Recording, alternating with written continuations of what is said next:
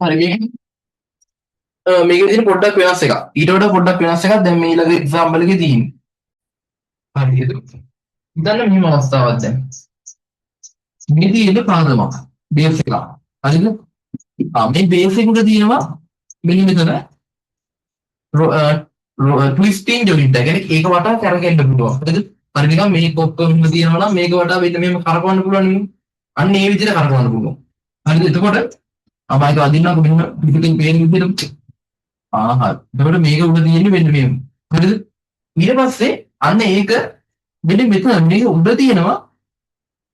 තියෙනවා ප්‍රිස්මැටික් ජොයින්ට් එක. ප්‍රිස්මැටික් ජොයින්ට් එක. මේක උඩ තියෙනවා ප්‍රිස්මැටික් ජොයින්ට් එක. හරිද? උඩට ගන්න. මුරුක් වගේ හන්න එපා මේක උඩට ගන්න. හරි. එතකොට මෙතන තියෙනවා ප්‍රිස්මැටික් ජොයින්ට් එක. ඉතින් මේක දිගේ මෙන්න මේක දිගේ උඩට යන්න පුළුවන්. හරිද? මේක දිගේ යන්න පුළුවන් උඩට.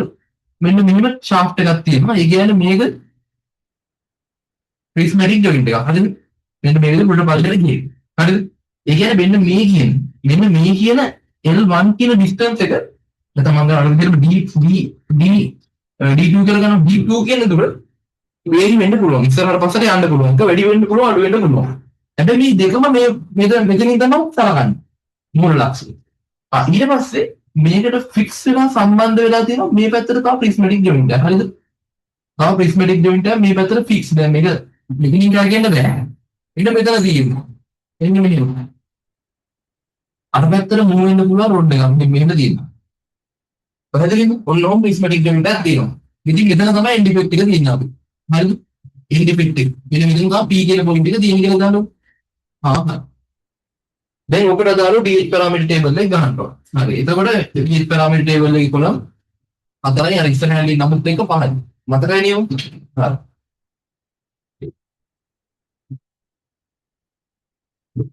ඕනනම් මේක මොනවද මුලින්ම තියෙන ලින්ක්ස්. ලින්ක් ඩෙන්සිටි එක දක්වා එකේ ඉඳලා දෙක දක්වා. දැන් බලන්න මේකේ මේ තියෙන්නේ පළවෙනි ජොයින්ට් එක. D වෙනි ජොයින්ට් එක. ඊට පස්සේ මෙතන තියෙනවා ප්‍රිස්මැටික් ජොයින්ට් එක. ඒ කියන්නේ පළවෙනි ජොයින්ට් එක. මෙතන තියෙනවා ප්‍රිස්මැටික් ජොයින්ට් 2. මෙන්න මෙතනින් පටන් ගන්න. second joint. හරි මෙතන තමයි අපේ තුන්වෙනි පොයින්ට් එක. තුන්වෙනි පොයින්ට් එක. ඒ කියන්නේ end effect එක. තුන්වෙනි පොයින්ට් එක. එනවා එකේ ඉඳලා බිඳුව දෙක දක්වා, එකේ ඉඳලා දෙක දක්වා, දෙකේ ඉඳලා තුන දක්වා කියලා ගත්තේ. පස්තා තුනයි. මුලින්ම A ඕනේ, ඊට පස්සේ alpha ඕනේ, ඊට පස්සේ B ඕනේ, ඊට පස්සේ theta ඕනේ. වැඩි තමයි ඕන දේවල් ටික. ඕන විදිහ හොයාගන්න එක තමයි අපේ වැඩි අරමුණ. The objective is that. ඊට පස්සේ හිතන්න දැන් මෙතන. concept එකේ මතකයි මුලින් ඉඳලා මම කියපු විදිය මේ flow එක ඉගෙන ගන්න එකයි වටින්න. මුලින්ම මේකේ හම්බෙන්න අපිට twisting joint එක. twisting joint එක. එහෙනම් කරගෙන පැත්තට කරගෙන අක්ෂය ඔස්සේ තමයි අදින්න ඕනේ. මොකද්ද? කරගෙන අක්ෂය ඔස්සේ තමයි z axis එක තියෙන්න ඕනේ. හරි. එහෙනම් මම මේක ඔස්සේ වෙන්න මෙහෙම අදිනවා. මේක ඔස්සේ අදිනවා කරගෙන අක්ෂය ඔස්සේ z නෝ. මොකද මේක කරගෙන මෙහෙම ඉපා. ඊට පස්සේ prismatic joint එක මේක දිගේ වැඩි වෙනවා. හැබැයි මේ prismatic joint එක දිගේ වැඩි වෙන අක්ෂය ඔස්සේ. හරි. ඒ කියන්නේ මෙතන මම මෙතන කියන අපිට එකම මූල ලක්ෂ්‍ය එකම මේක උඩමයි මෙහෙම අදින්න ඕනේ. මම මේක පේන්නේ නැති හින්දා මම මෙහෙම අදිනවා. මෙතනින් මෙහෙම උඩට. මේ තියෙන්නේ Z1. පළවෙනි කියන්නේ දෙවෙනියට තියෙන prismatic joint එකට දාලා. ඊට පස්සේ මේ මෙතනක් තියෙනවා prismatic joint එක. මේ මෙතන ඉඳලා මෙහාට. ඒ පැත්තට මේ පැත්තට Z2 තියෙනවා. Z2 තියෙනවා. හරිද? ඉතින් මෙයාත් ඒ Z2 එක්කම තමයි වෙනස් වෙන්නේ. ඒ දිශාවට මෙන්න Z3 තමයි මේ තියෙන්නේ. හරි Z අක්ෂය හරි. ඊළඟ වැඩේ තමයි අපිට දාගන්න ඕනේ x axis ඔක්කොම parallel එකම දිශාවට වෙන්න ඕන. හරිද? එතකොට දෙහිරන්නේ මෙතන.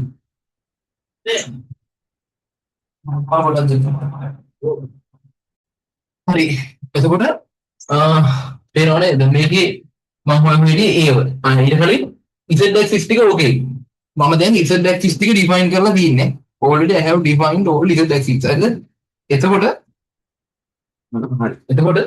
x axis දාන්න එකම දිශාවට. හරිද? x axis දාන්න එකම දිශාවට. කොහොමද දැන් දාන්නේ? දැන් කොහොමද දාන්නේ? දැන් x axis දාද්දි පොඩි කේස් එකක් තියෙනවා මේක බලපු ගමන් ඔළුවට එන්න ඕනේ එක. මේක බලපු ගමන් ඔළුවට එන්න ඕනේ දෙයක් තියෙනවා මේකේ. මොකද්ද? දැන් හිතන්නකො x axis ටික දැන් දානවා මේ පැත්තට. මේ පැත්තට දාපු ගමන් නිකන් බුරුවෙක් වගේ දැම්මොත් නම් කෙලෙනවා. B පැත්තට දැම්මොත් මේ x axis එක B පැත්තට දාපම එකම x z දිශාව මෙහාට තියෙන z axis එක.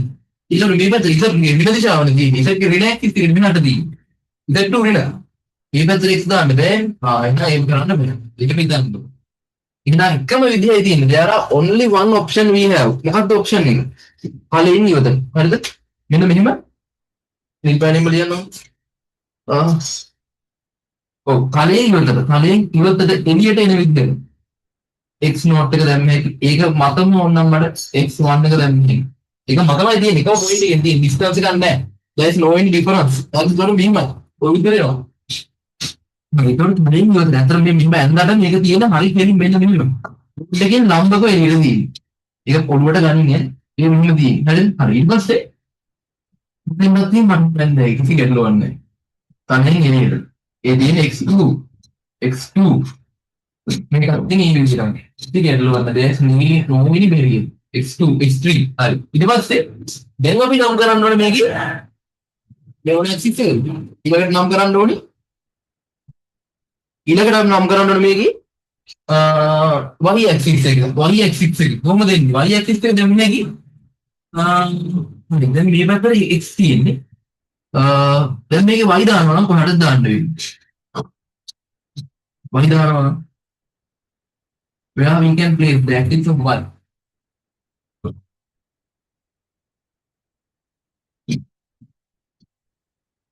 y එකට වන්නේ y ගේ පැරලල් වෙන්න දෙයක් නැහැ. මොකද y ගේ පැරලල් වෙන්න කියලා නීතියක් නැහැ කොහොමද? ඒක ගැටලුවක් නැහැ. එහෙනම් y දාමු අපි. මේකේ y දාමු. y කොහටද දාන්නේ? y දාමු. හරි මෙයාගෙත් x ලකුණු කරා. මෙයාගෙත් හරි y දාන්නම් මම මෙහාට. y ගේ පැරලල් වෙන්න කියලා නීතියක් නැහැ. හරි එතකොට y ගේ තියෙන විදිහ මෙහාට. එහෙනම් y නෝට්. මුගෙත් y නෝට් තියෙන්නේ එහාට y1. ඊට පස්සේ මුගෙ තියෙන්නේ y මෙහාට. දැන් y පැරලල් කරන්න කිව්වොත් මේ කරන්න බෑ. එතකොට මේ තියෙන්නේ y2. එතන මෙයාගේ y තියෙන්නේ මෙහාට. y3. උඩ වෙන පේන්නේ නැහැ. මේ තියෙන්නේ y3. එතන මේ තියෙන්නේ y2.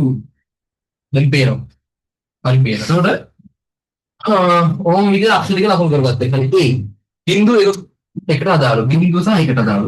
ඉරක් නැහැ බිංදුවේ මුකම් මුල් ලක්ෂයෙන් පටන් ගන්න තියෙන්නේ. අල්ෆා කියන්නේ දෙවෙනි කෙනාගේ පිටක් කියන්නේ. හරි එතකොට මෙයාගේ y මෙහාට දැම්මේ වෙනද? ඒතකොට a කියන්නේ not බිංදුවේ කියන්නේ පළවෙනි ජොයින්ට් එකේ ඉඳලා දෙවෙනි ජොයින්ට් එකට තියෙන z axis එකේ වෙනස් වීම x axis එක ඔස්සේ. මේක දුරක් නැහැ බිංදුව. ඊට පස්සේ alpha කියන්නේ z axis එක කෝණිකව වෙනස් වෙලා තියෙන කොච්චරක්ද? x ට සාපේක්ෂව x axis එක වටා. කියන්නේ x axis එක පළවෙනි කෙනා x mod b දෙවෙනි කෙනාගේ z1 එක b එහා වටා z නෝට් එකේ ඉඳලා කැරකිලා තියෙනවා. z නෝට් මෙහෙම දෙන්නේ. කැරකිලා තියෙන මේ කැරකෙන්න පුළුවන්ද කියලා හිතන්න දැන්. ඉතින් කැරකෙන්න බෑ. ඒක ඉස්සරහට එන්න දුන්නා වෙනම මිනිත් කැරකෙන්නේ. එහෙනම් එතන බිංදුව. ඊට පස්සේ d කියන්නේ x axis එකේ දුර z axis එක ඔස්සේ. මෙයාගේ x axis එක b z axis එක b z axis එක දිගේ x axis එක මුල් ලක්ෂයෙන් පටන් ගන්න තියෙන්නේ. ඉතින් වල බිංදුව. ඊට d කියන්නේ x axis එක දෙවෙනි කෙනාගේ x axis එක පළවෙනි x axis එකේ ඉඳලා පළවෙනි කෙනාගේ x axis එකේ ඉඳලා දෙවෙනි කෙනා කොච්චර කරකිලා තියෙනවද z පළවෙනි කෙනාගේ z axis එකේ ඔස්සේ. හරිද? පළවෙනි කෙනාගේ z axis එක කොහෙද? පළවෙනි කෙනාගේ x axis එක ඔස්සේ. මුලින් කියන්නේ පළවෙනි කෙනාගේ z axis දෙවෙනි කෙනාගේ z axis එක පළවෙනි කෙනාගේ z axis එකේ කොච්චර කරකිලා තියෙනවද පළවෙනි කෙනාගේ x axis එක ඔස්සේ.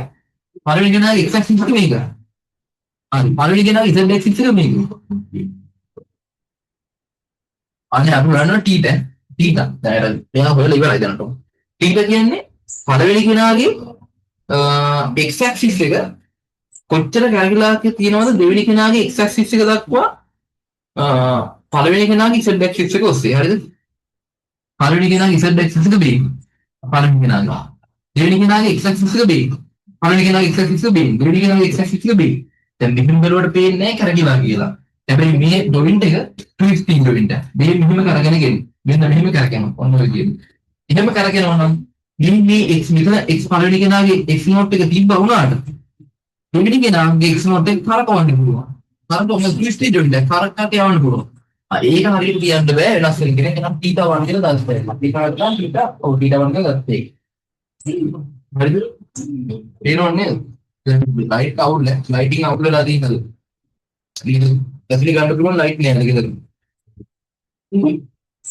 ඊට පස්සේ එකේ සිට දෙක දක්වා මේ එක මෙන් දෙන්න. දැන් ගන්න ඒ කියන්නේ පළවෙනි දෙවෙනි කෙනාගේ z axis එක පළවෙනි කෙනාගේ z axis එක ඉඳලා කොච්චර දුරකින්ද ඉන්නේ පළවෙනි කෙනාගේ x axis එක ඔස්සේ. දැන් පළවෙනි කෙනාගේ x axis එක මේන් පළවෙනි කෙනාගේ දැන් මුන්දෙන් තමයි එතන පළවෙනි කෙනා මුන්. මේ x axis එක b තරලේ ඉවතන තියෙන්නේ.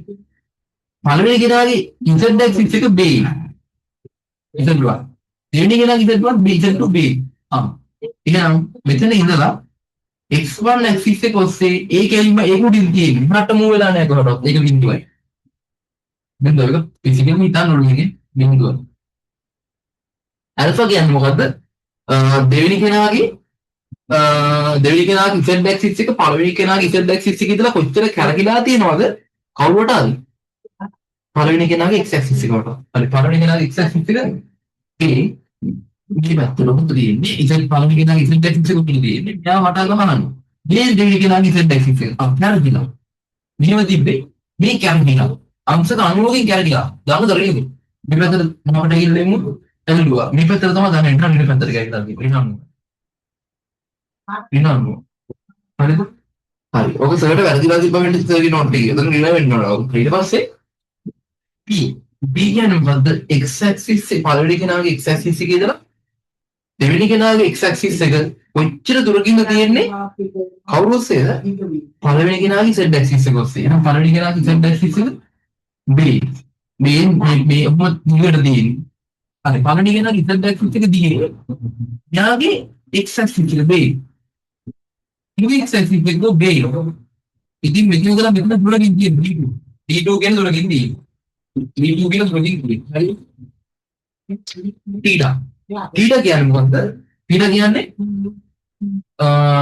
පළවෙනි කෙනාගේ x axis එක කොච්චර කැලකිලාද දෙවෙනි කෙනාගේ x axis එකට. හැබැයි පළවෙනි කෙනාගේ z axis එක ඔස්සේ. පළවෙනි කෙනාගේ z axis එක b. පළවෙනි කෙනාගේ z axis එක b. හරි. මේක ඔස්සේ පළවෙනි කෙනාගේ x axis එක b. දෙවෙනි කෙනාගේ x axis එක b. දැන් හිතන්න කැරකිලා නැහැ එකම සමාන්තරව තියෙන එකම දිශාවට කැරකෙන්න පුළුවන්. මේක හිතන්න කැරකෙන්න පුළුවන් නෑ. මෙතනින් ටු ස්පින් ජොයින්ට් එකකින් කරගුවාට මේක එකම ආර්ම් එකක්. එකට ෆික්ස් වෙලා තියෙන. හිට වෙනම කරකවන්න බෑ.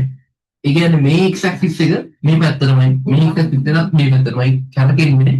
z axis වලට විහිමෝයි ගෝනේ. ඒක දෙක තුන. මෙයාගේ ඉඳලා මෙයා කතා කරන්න ඕනේ. ඊපස්සේ මේක ගොඩක් වෙලාවට වින්දිරි. මොකද ෆික්ස් දෙකන් මෙයා ඉස්සරහට පස්සට ගියාට මූ ඒක විදිහටම යන්නේ. ඉස්සරහට එනවා පස්සට එනවා. ඌ ඉස්සරහට ඌ ගිහ නැත්නම් පස්සට. ඒ කියන්නේ ඌ ඉස්සරහට ඌ පස්සට ඌ පස්සට. කොහොම ආතාවක් තියෙන්නේ. හොඳට ඒ කියන්නේ පළවෙනි කෙනාගේ z axis එක කොච්චර දුරකින් තියෙන දෙවෙනි කෙනාගේ z එක. දෙවෙනි කෙනාගේ z axis එක පළවෙනි කෙනාගේ z axis එකෙන් කොච්චර දුරකින් තියෙන්නේ පළවෙනි කෙනාගේ x axis එක ඔස්සේ. හරි. පළවෙනි කෙනාගේ x axis එක දෙන්නේ. පළවෙනි ඉවතට දෙනවා. දෙවෙනි කෙනාගේ පළවෙනි කෙනාගේ z axis එක b. දෙවෙනි කෙනාගේ z axis එක b.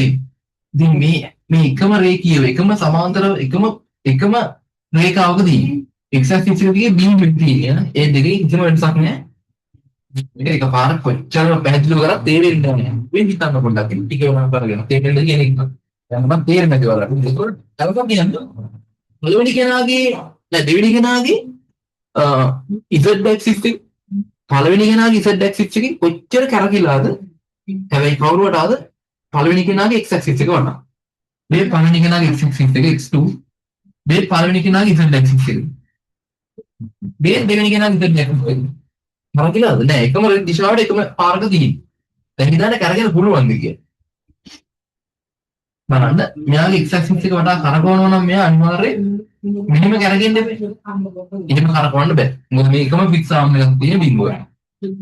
ඊට පස්සේ D කියන්නේ x දාලා. ඒ කියන්නේ පළවෙනි කෙනාගේ x එකේ ඉඳලා පළවෙනි x ඉඳලා දෙවෙනි x කොච්චර දුරක් තියෙනවද? පළවෙනි කෙනාගේ z axis එක ඔස්සේ.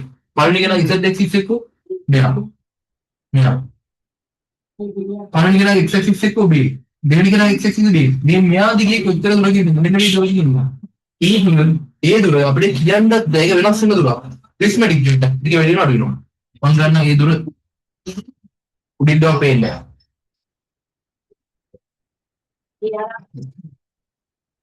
අපි දුර ගන්න 3 කියමු එහෙනම් මේ තමයි d3 අපි දන්නේ නැහැ වැලියු එක හරියට කියන්න බෑ already we don't know එතකොට මේ තමයි d3